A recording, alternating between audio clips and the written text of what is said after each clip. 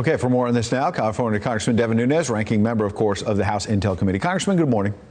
Great to be with you. I want to get to that veto threat from the president over FISA, but first I want to get to what's really behind it. As you know better than anyone, you've been all over this story for several years now. President's upset about surveillance of Americans, people tied to his campaign. Back in 2016, he's upset about the unmasking of General Michael Flynn. We had Marco Rubio, the acting Senate Intel chair, on the program a little while ago. He said he wants to see the transcripts come out now of the phone call between Michael Flynn and the Russian ambassador, get it out, and he wants to see as many documents as possible. You want that out there? What else might be coming? Well, I think that's exactly right. We need to see a lot more documentation because transparency is key. And I just heard John Roberts' report. The key here is that we had a compromise between Republicans and Democrats that went to the Senate. It was dramatically changed. At that point, it was really unworkable, I think, for law enforcement. It came back over here to the House of Representatives, where you have to remember, the Democrats, for the most part, aren't here. Like a third of them are not even here because they're going to institute this proxy voting. So we can't even debate.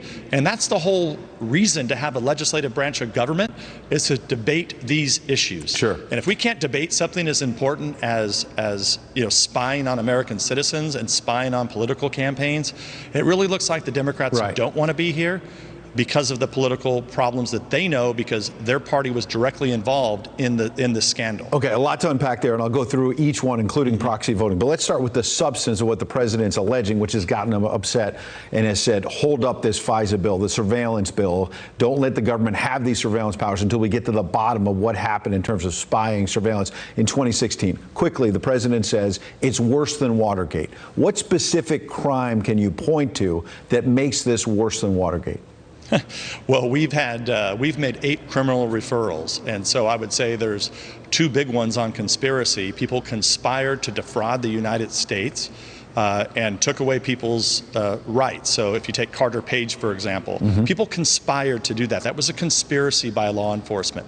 There was lying, there was leaking, there was misleading Congress. So those are the 8 criminal referrals we've already sent on this scandal. That I believe that John Durham is looking, into this. We don't know if he's considering our referrals or not. You also have Senator Grassley has made numerous referrals. So there's plenty of laws that have been broken here. Which would include the leaking of General Flynn's name after it was unmasked, one would presume.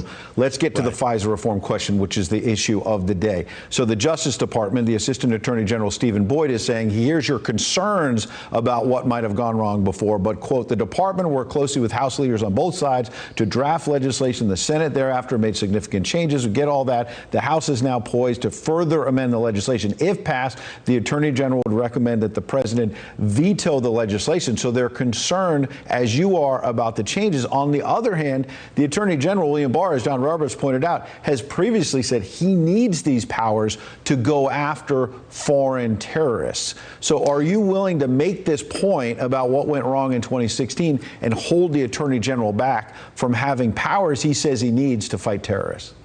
Well, let's try to quickly unpack this. So remember, there's only one specific part of FISA. That's the records component, what was originally called 215.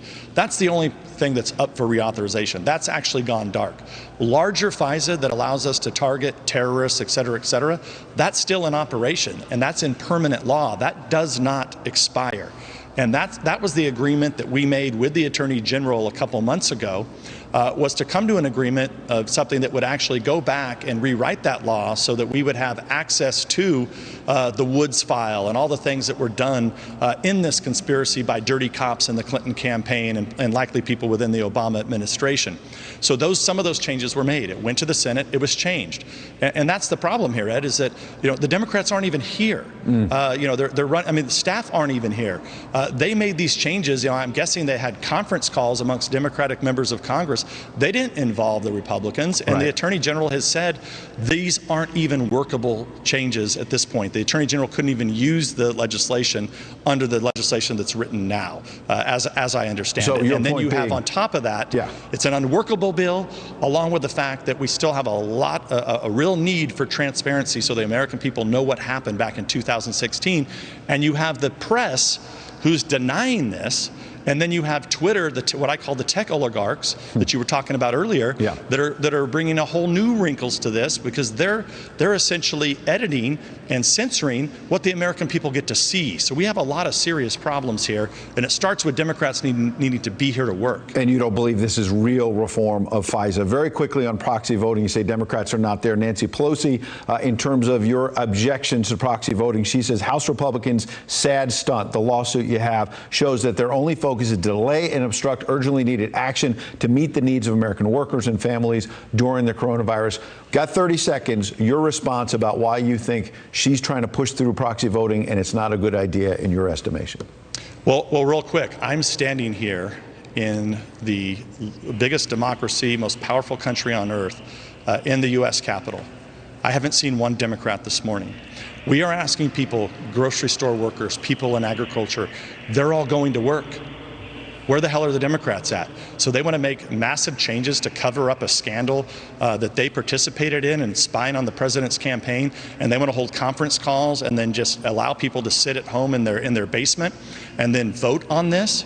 I think if this wasn't being censored by the tech oligarchs and by the mainstream media, I think the American people would say, no, there's something wrong here. All right. The problem is the censoring is having a tremendous impact on our population. Devin Nunes not holding back this morning. Devin, Congressman, appreciate you coming in. Thank you, Ed.